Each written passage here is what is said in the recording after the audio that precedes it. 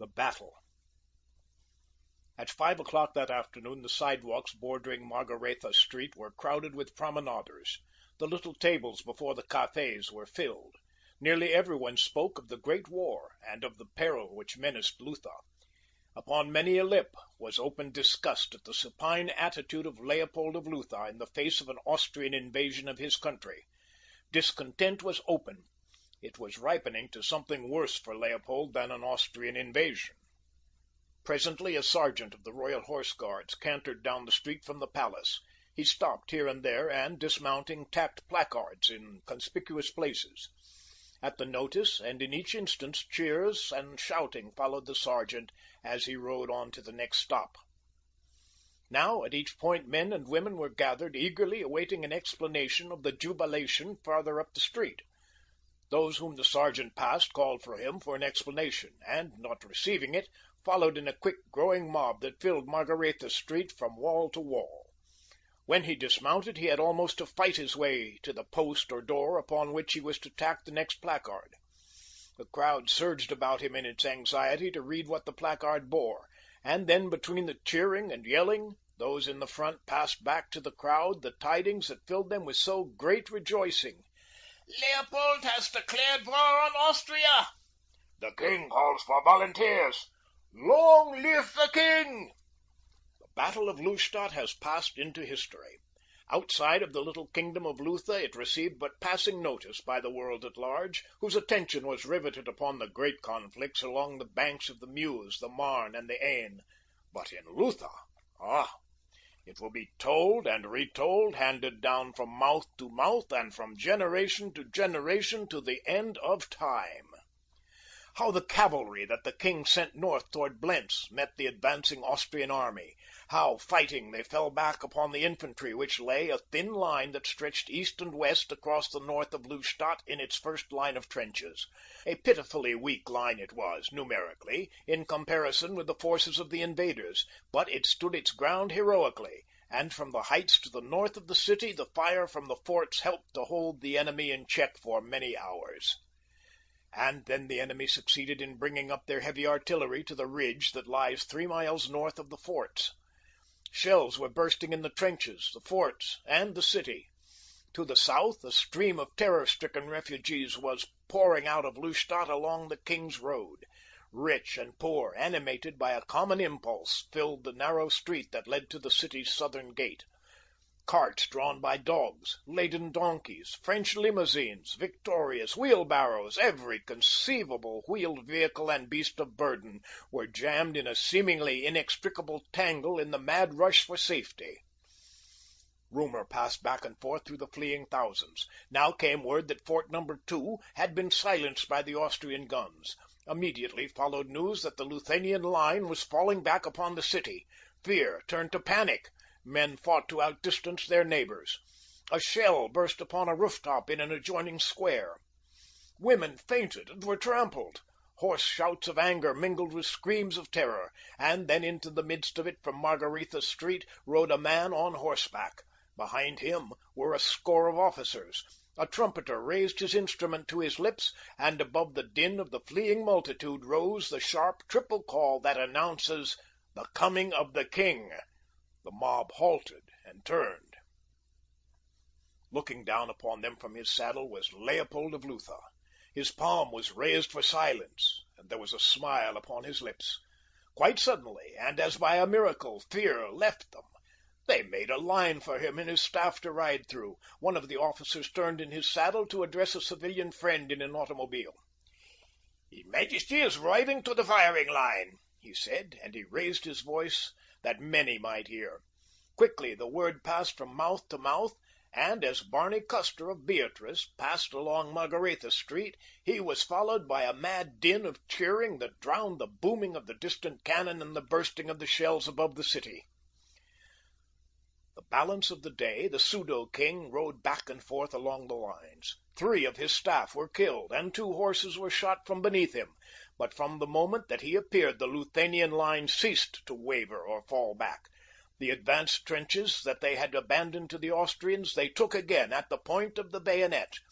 Charge after charge they repulsed, and all the time there hovered above the enemy Lutha's sole aeroplane, ever watching for the coming of the Allies. Somewhere to the northeast the Serbians were advancing toward Lustadt. Would they come in time? It was 5 o'clock in the morning of the second day, and though the Luthanian line still held, Barney Custer knew that it could not hold for long.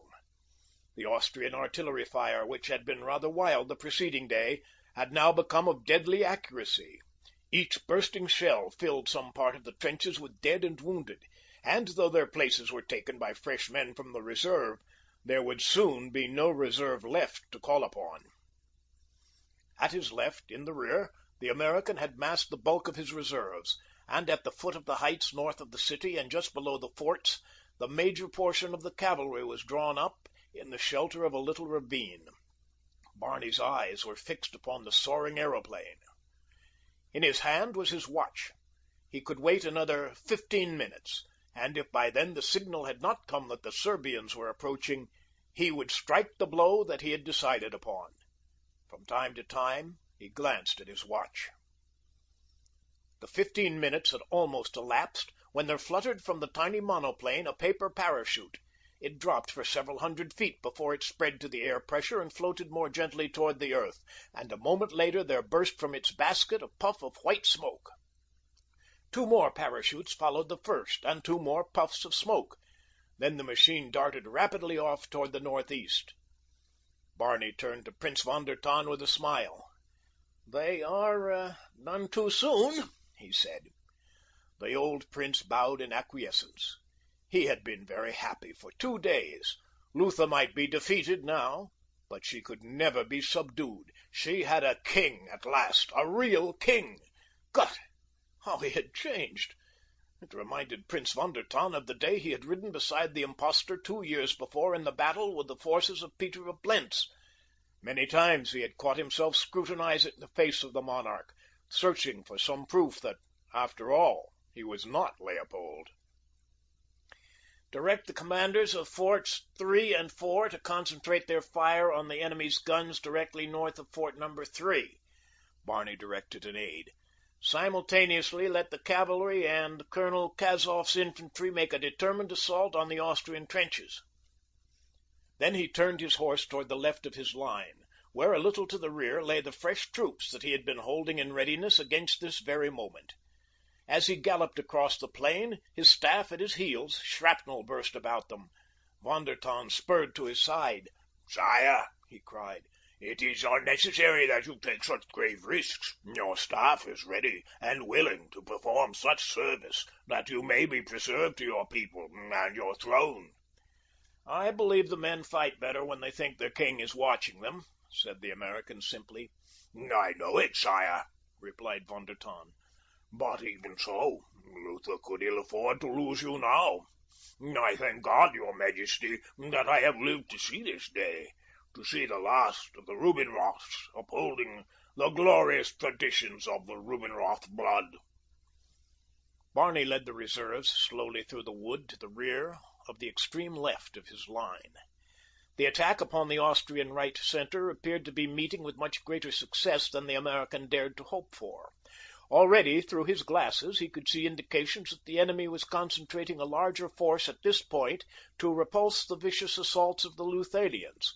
To do this, they must be drawing from the reserves back of other portions of their line. It was what Barney had desired. The 3 bombs from the aeroplane had told him that the Serbians had been sighted 3 miles away. Already they were engaging the Austrians. He could hear the rattle of rifles and quick firers and the roar of cannon far to the northeast. And now he gave the word to the commander of the reserve. At a rapid trot the men moved forward behind the extreme left end of the Luthanian left wing.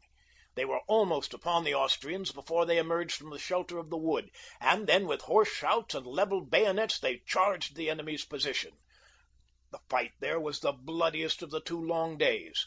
Back and forth the tide of battle surged. In the thick of it rode the false king, encouraging his men to greater effort. Slowly, at last, they bore the Austrians from their trenches. Back and back they bore them until retreat became a rout. The Austrian right was crumpled back upon its center. Here the enemy made a determined stand, but just before dark a great shouting arose from the heights to their left, where the bulk of their artillery was stationed. Both the Luthanian and Austrian troops engaged in the plain saw Austrian infantry and artillery running down the slopes in disorderly rout. Upon their heels came a cheering line of soldiers, firing as they ran, and above them waved the battle flag of Serbia. A mighty shout arose from the Luthanian ranks, an answering groan from the throats of the Austrians. Hemmed in between the two lines of allies, the Austrians were helpless. Their artillery was captured, retreat cut off. There was but a single alternative to massacre: the white flag. A few regiments between Lustadt and Blentz, but nearer the latter town, escaped back into Austria. The balance Barney arranged with the Serbian minister to have taken back to Serbia as prisoners of war.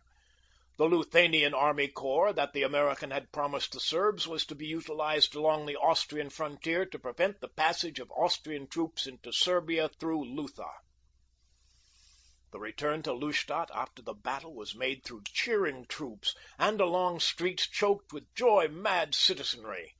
The name of the soldier king was upon every tongue. Men went wild with enthusiasm as the tall figure rode slowly through the crowd toward the palace. Von der Tann, grim and martial, found his lids damp with the moisture of a great happiness. Even now, with all the proofs of reality about him, it seemed impossible that this scene could be aught but the ephemeral vapors of a dream, that Leopold of Lutha, the coward, the craven, could have become in a single day the heroic figure that had loomed so large upon the battlefield of Lustadt, the simple, modest gentleman who received the plaudits of his subjects with bowed head and humble mien. As Barney Custer rode up Margaretha Street toward the royal palace of the kings of Lutha, a dust-covered horseman in the uniform of an officer of the Horse Guards entered Lustadt from the south. It was the young aide of Prince von der Tann's staff, who had been sent to Blentz nearly a week earlier with a message for the king, and who had been captured and held by the Austrians. During the battle before Lustadt, all the Austrian troops had been withdrawn from Blentz and hurried to the front. It was then that the aide had been transferred to the castle, from which he had escaped early that morning. To reach Lustadt, he had been compelled to circle the Austrian position, coming to Lustadt from the south. Once within the city, he rode straight to the palace, flung himself from his jaded mount, and entered the left wing of the building, the wing in which the private apartments of the chancellor were located.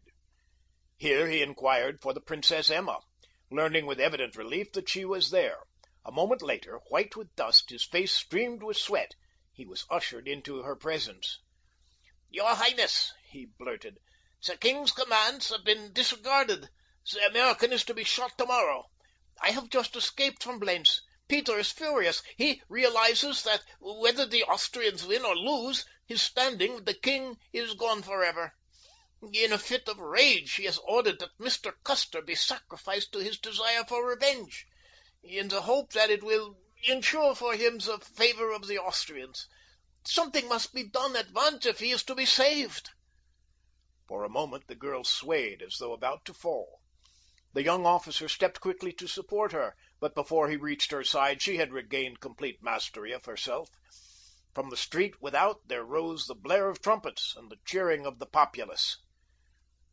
Through senses numb with the cold of anguish, the meaning of the tumult slowly filtered to her brain. The king had come. He was returning from the battlefield, covered with honors and flushed with glory, the man who was to be her husband. But there was no rejoicing in the heart of the Princess Emma. Instead, there was a dull ache, an impotent rebellion at the injustice of the thing, that Leopold should be reaping these great rewards, while he who had made it possible for him to be a king at all was to die on the morrow because of what he had done to place the Rubinroth upon his throne. "Perhaps Lieutenant Butzow might find a way," suggested the officer. "He or your father, they are both fond of Mr. Custer." "Yes," said the girl dully. "See Lieutenant Butzow. He would do the most." The officer bowed and hastened from the apartment in search of Butzow. The girl approached the window and stood there for a long time, looking out at the surging multitude that pressed around the palace gates, filling Margaretha Street with a solid mass of happy faces. They cheered the king, the chancellor, the army, but most often they cheered the king.